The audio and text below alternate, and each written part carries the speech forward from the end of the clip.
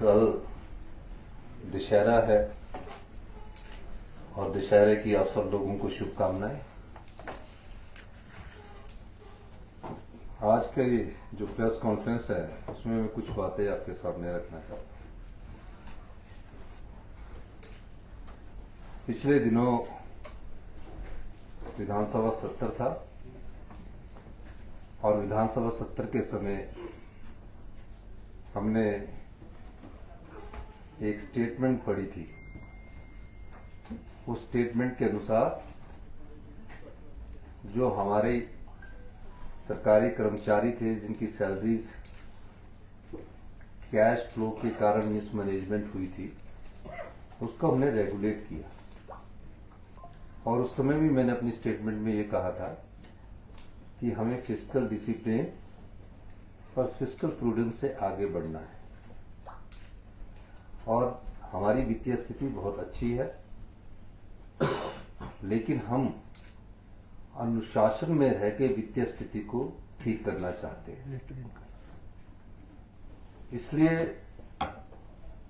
कई सालों से 3 करोड़ रुपया हमारी सैलरीज और पेंशन्स का ब्याज के रूप में जाता रहा।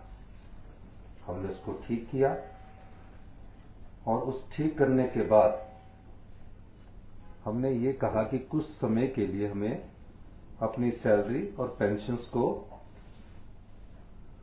2-4 दिन के लिए डिले करने का हमने प्रावधान अपनी स्टेटमेंट में किया।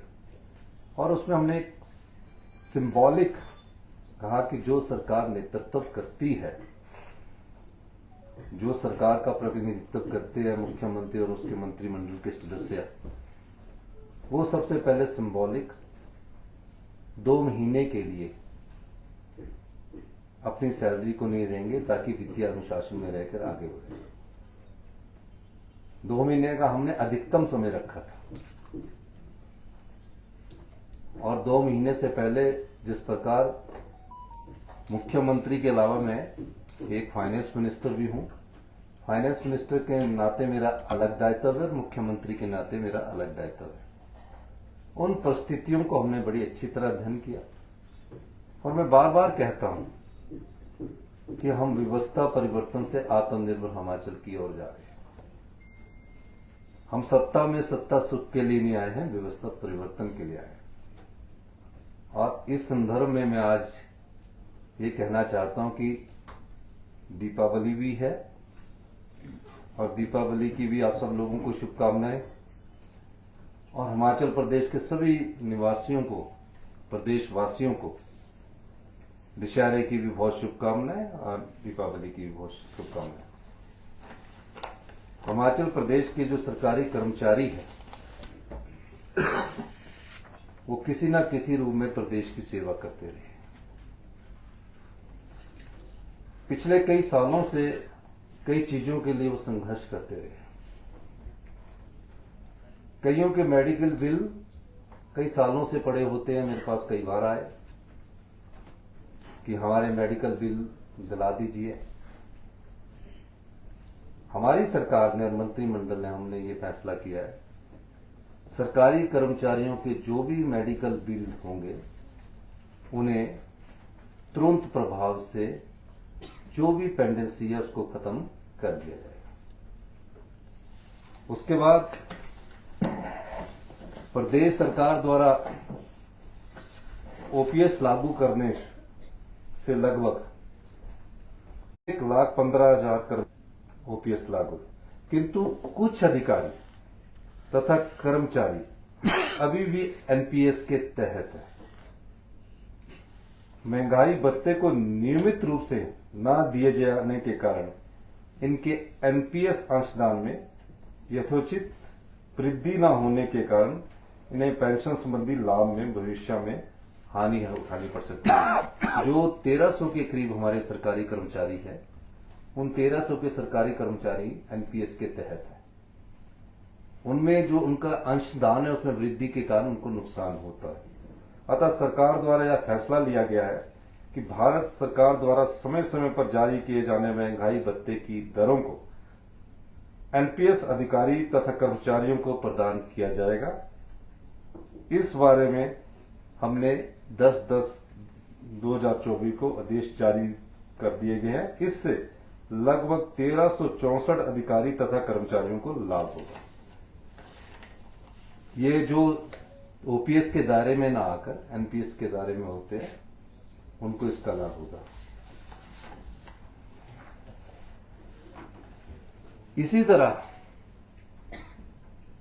75 वर्ष से अधिक की आयु के जितने भी पेंशन कर्मचारियों का एरियर की बात है, उनका सारा एरियर प्रदान कर दिया जाएगा।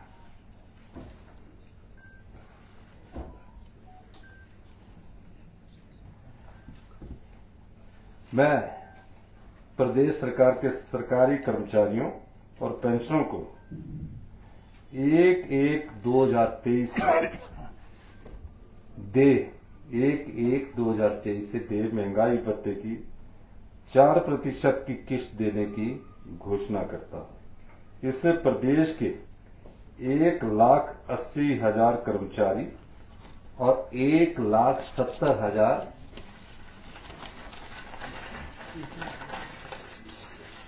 पेंशनरों को लाभ होगा तथा सरकारी कोष पर जो आने वाला अभी जो वित्तीय वर्ष है 600 करोड़ रुपए का प्रहार पड़ेगा। मैं दीपावली के शुभ अवसर के मद्देनजर यह भी घोषणा करता हूं कि प्रदेश के कर्मचारियों और पेंशनरों को जो 1 तारीख को पे मिलती है और 9 तारीख को पेंशन मिलती है, क्योंकि दीपावली हमारा सबसे बड़ा त्योहार होता है, हम इनकी जो पेंशन हुआ है जो अगले महीने अक्टूबर में मिलनी है वो इन्हें नवंबर में मिलनी है, उन्हें 28 अक्टूबर में देने की भी घोषणा करता हूं। यानी कि उनकी जो पेंशन है, जो पे है, वो हम 4 दिन पहले उनको दे रहे हैं। यानी कि इस महीने की 28 तारीख को सभी कर्मचारियों को पेंशन भी मिलेगी जो रिटायर हो चुके हैं, और जो सरकारी में है उन्हें पे भी मिलेगी।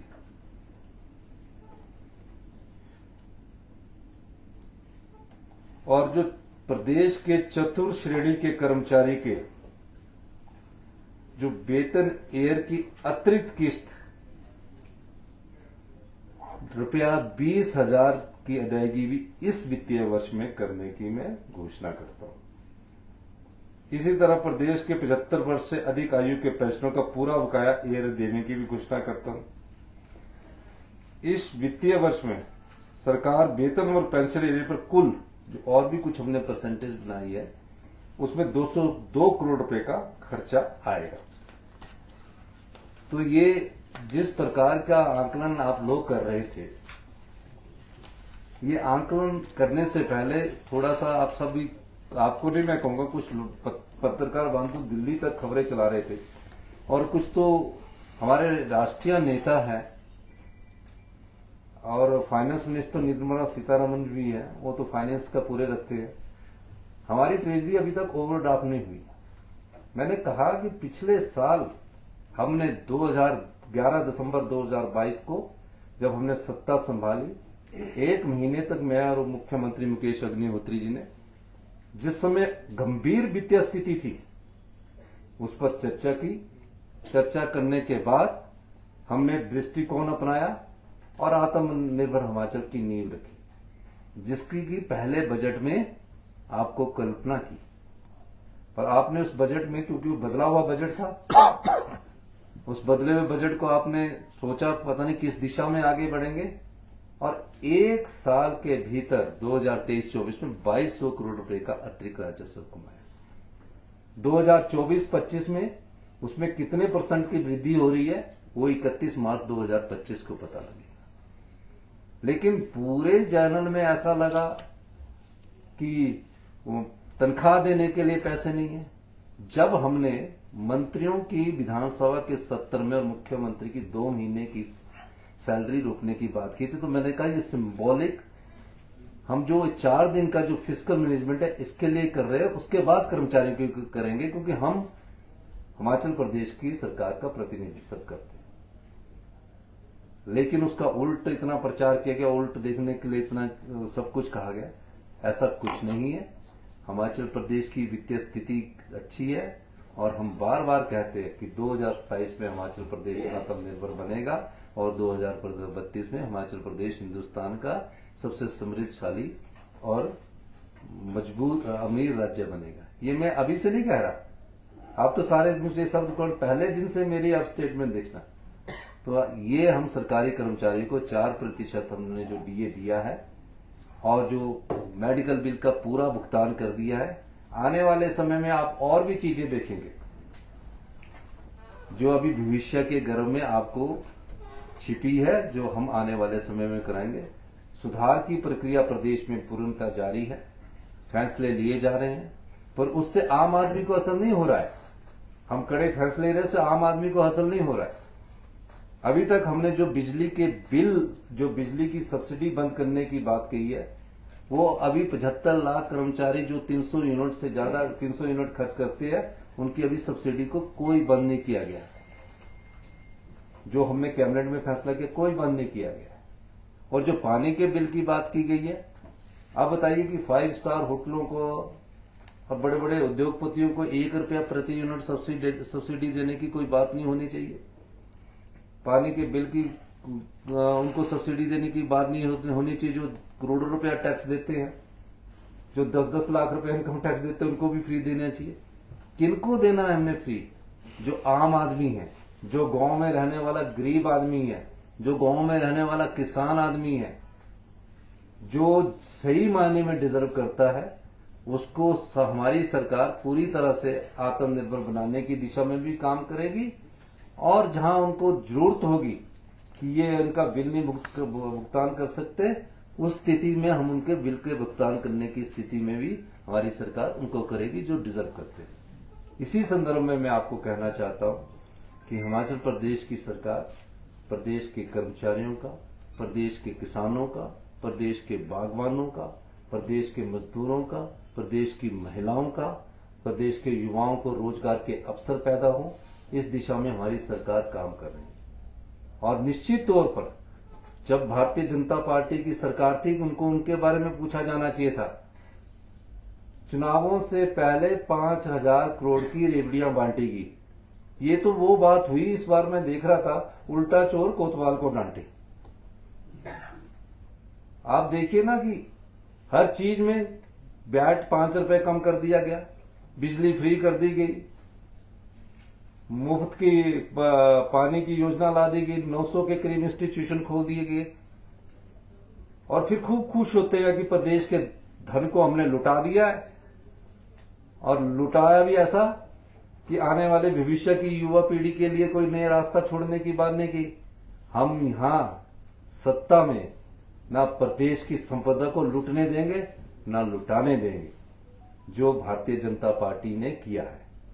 इसीलिए मैंने कहा कि आरबीआई बता सकता कि हमने कब ओवरड्राफ्ट किया, फाइनेंस मिनिस्टर बता सकती थी कि हमने कब ओवरड्राफ्ट किया। झूठ के सहारे जब राजनीतिक रोटियां सेकने की कोशिश की जाती है, तो ऐसा उसके बारे में हमें विचार करना चाहिए। कोई भी व्यक्ति बोले, क्योंकि जो हमारी ट्रेजरी है वो तो आरबीआई के साथ अटैच्ड है, हर चीज का पता लग जाता कि कहां है। तो इसलिए हम आपको कहना चाहते हैं कि प्रदेश ने प्रदेश के कर्मचारियों के हित में, पेंशनों के हित में ये फैसला किया। और 28 तारीख को, पिछली बार हमने 5 को दी थी और 9 को दी, इस बार हमने 28 तारीख को दे दी।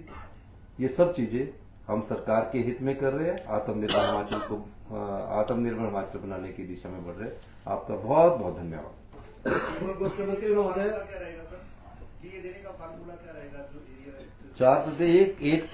2023 से डीए की 4% की एरियर जो 10,000 करोड़ का, उसमें 75 साल के बाद में रसीद जारी करेंगे, बाहर में इसकी जारी करेंगे।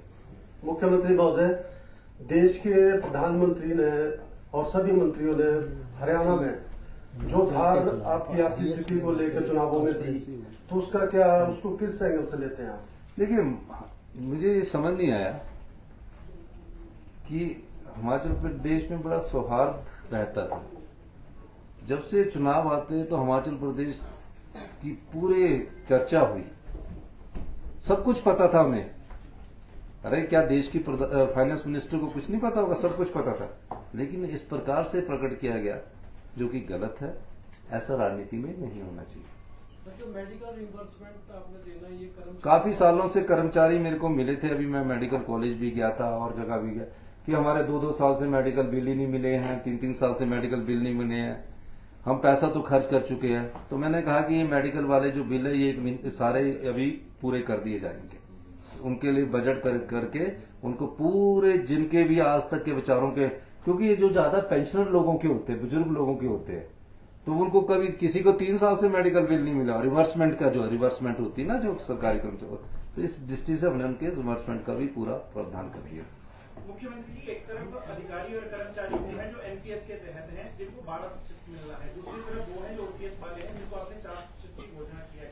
क्या ये दोनों आपस में जस्टिफाई करते हैं? क्योंकि हाँ, नहीं वो बिल्कुल, वो जो हमारी फाइनेंस डिपार्टमेंट है वो इस हिसाब से जस्टिफाई करते, किसी के साथ अन्याय नहीं किया जा सकता। सर, आपने कहा कि फिस्कल मिसमैनेजमेंट हुआ था कुछ समय पहले, जिसको अब ठीक कर दिया। नहीं, आप गलत बोल रहे हैं, मैंने फिस्कल डिसिप्लिन बोला। कैश फ्लो मिसमैनेजमेंट है, पिछले कई सालों से चल रहा है। सर, सवाल इसमें ये है कि अब इस फिस्कल मैनेजमेंट को ठीक करने के लिए क्या स्टेप्स सरकार की तरफ से हो गया, कर दिए।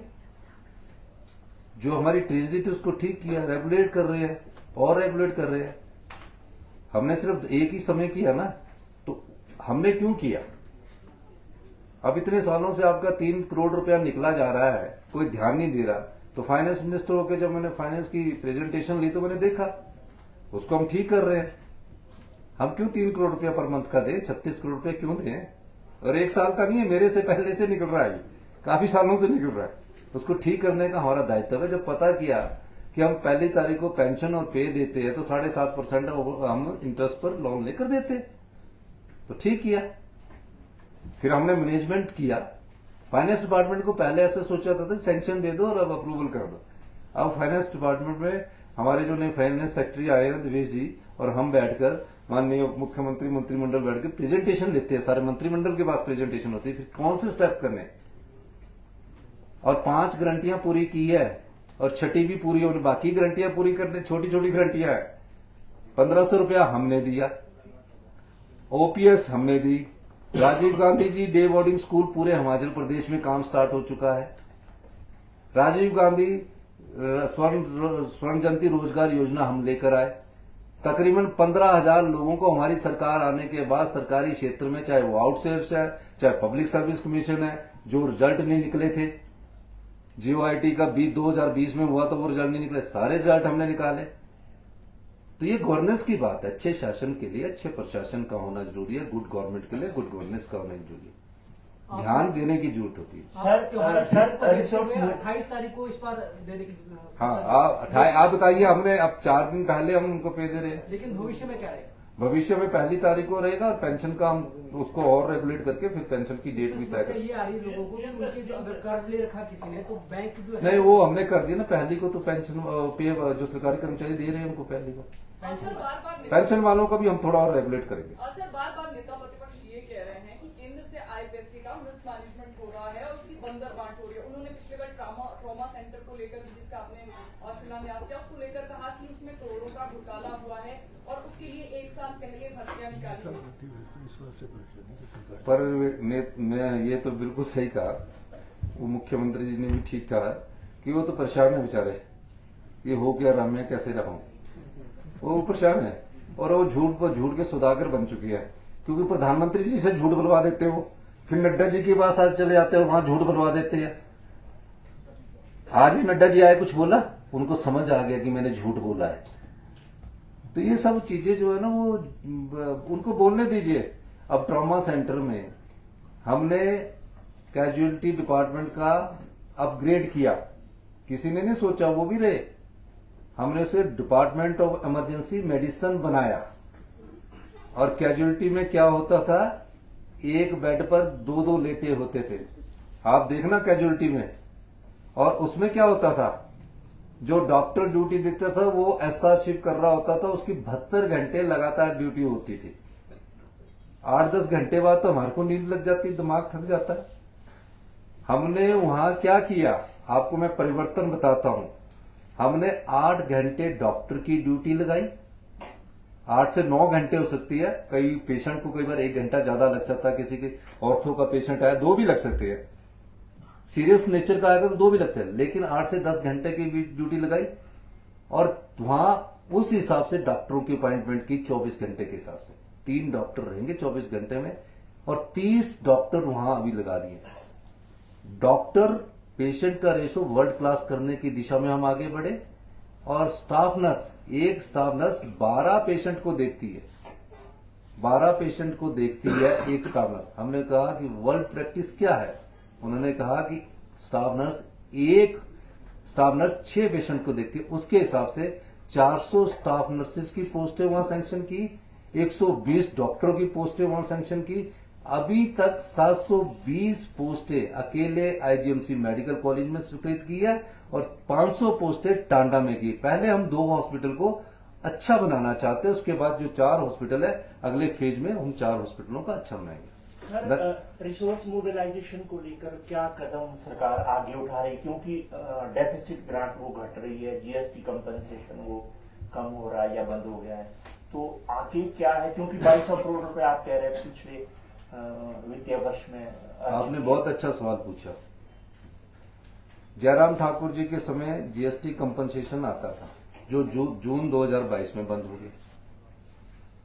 जब हमारे को 15 फाइनेंस कमीशन ने रिकमेंड किया तो जयराम ठाकुर जी मुख्यमंत्री थे, 10,000 करोड़ आरडीजी आती थी, revenue deficit grant 10,000 crore RDG आती थी। हमारी घटकर 3,000 करोड़ होने जा रही है। 7,000 करोड़ रुपया हमारा और घट गया। जो उनको 1500 करोड़ रुपया जीएसटी कंपनसेशन या इससे कम या ज्यादा आता था, वो बंद हो गया। फिर भी हम सरकार चला रहे हैं, और जो हम सुधार कर रहे हैं वो तो आप नमक मिर्च लगाकर तो प्रस्तुत करते रहते हैं। तो वो जो सुधार है जारी है। 450 करोड़ रुपया एक बार शराब के ठेकों से नीलामी से किया, 4 साल रिन्यू होते रहे तो 450 करोड़ आया, हमारा 1 साल में 450 करोड़ आया। तो हर चीज में हम सुधार कर रहे हैं। और जो मुफ्त की रेवड़ियां हैं, जो डिजर्व नहीं करता, मैं अगर 10 लाख इनकम टैक्स देता हूं तो मैं क्यों मुफ्त की सब्सिडी बिजली की लूं, मैं क्यों मुफ्त पानी की बिजली की सब्सिडी लूं? तो ये सब चीजों में सुधार कर रहे हैं। और मैं सभी का, अपने मंत्रिमंडल के सदस्यों का और सभी अधिकारियों का, जो हमारे इस व्यवस्था परिवर्तन में आगे बढ़ रहे हैं, और भी सुधार जारी रहेंगे।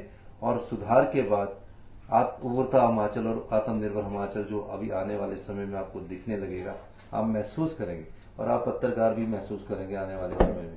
सर, आपकी कर्मचारी कैसी है? सर, आपने डीए की अनाउंसमेंट भी कर दी है। जो सचिवालय कर्मचारी है उन पर कुछ जो है वो अभी वो कह रहे हैं कि वापसी लिया जाए, विशेष अधिकार को लाने की बात है, तो वापसी लिया जाएगा। 15 तारीख को दिन में हाउस कर रहे हैं वो तो पता नहीं क्या, मैं उस बारे में क्या वापिस लेना है, ये तो मुझे, वो तो विधायक का अपना राइट होता है ना, वो विधायक को कन्विंस करना पड़ेगा ना, मैं समझाना पड़ेगा उनको विधायक कि उनके प्रति तो समझाना, उनको भी नहीं बोलना चाहिए कई चीजें। हाँ जी, क्यों नहीं? सारे हमारे तो दरवाजे हमेशा सबके लिए खुले, क्यों नहीं? रोज ही होती है हमारी तो। हमारे पास तो ऐसा है, देखिए, कर्मचारियों का भी दायित्व बनता है, सरकारी कर्मचारी अधिकारियों का दायित्व बनता है, वो अपनी मांगों के समर्थन में बात कर सकते हैं, लेकिन किसी पर व्यक्तिगत टिप्पणी शोभा नहीं देता है। तो प्रिविलेज मोशन कर्मचारियों के उसके मामले में नहीं आया है, उन पर व्यक्तिगत टिप्पणी उसके मामले में आया। वो तो विधानसभा के स्पीकर से मैं बात भी करूंगा और मंत्री जी से भी बात करूंगा। बहुत बहुत धन्यवाद। सर मेरे सवाल थे 2। धन्यवाद। हाँ, मेरे 2 सवाल इधर बैठे। 1364 कर्मचारियों की आपने बात की जो एनपीएस के हैं, उनको जो 12% डीए देने की बात है, उसके ऊपर टोटल खर्च कितना आएगा और उनको कब तक चुकता कर दिया जाएगा? ये आपको मैं बता दूंगा बाद में, अभी तो कैलकुलेट करते। दूसरा प्रश्न मेरा ये था, अभी 600 करोड़ रुपया टोटल लग रहा है, जो 4% दिया जा रहा है, ये है सर, उसमें ये भी है इन्वॉल्व। सर मेरा दूसरा प्रश्न ये था कि 12 मार्च इस साल 12 मार्च को एक पत्र आया था भारत सरकार से, और 9 राज्य हैं देश के, अंडमान निकोबार उसमें भी शामिल है, हमें एक पुलिस बटालियन महिला की मिली थी, उसमें सरकार उस बटालियन को लेना चाहती है या नहीं लेना चाहती है? अगर बटालियन मिली और अपना खर्चे केंद्र सरकार अपना पैसा, ऐसा होता है ना, मेडिकल कॉलेज मिल गया जी। हाँ, जी। हमीरपुर में गुलाम नबी आजाद जी ने 2 मार्च को मेडिकल कॉलेज डिक्लेयर किया। उससे पहले गुलाम नबी आजाद जी हिमाचल प्रदेश में नाहन में किया और चंबा में किया। कैंसर इंस्टीट्यूट भी डिक्लेयर किया। मैंने इंटरवीन किया तो हमारे को हमीरपुर एडवांस डिस्ट्रिक्ट था, बैकवर्ड डिस्ट्रिक्ट के लिए, तो कितने पैसे आते थे? 180 करोड़।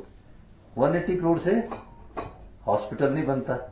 आज चंबा के मेडिकल कॉलेज को भी हमको अपनी सरकार की किट्टी से 200 करोड़ रुपया देना पड़ रहा है और 200 ही करोड़ हमीरपुर के देना पड़ रहा है, नाहन के भी देना पड़ रहा है। वो हाथ खींच देते।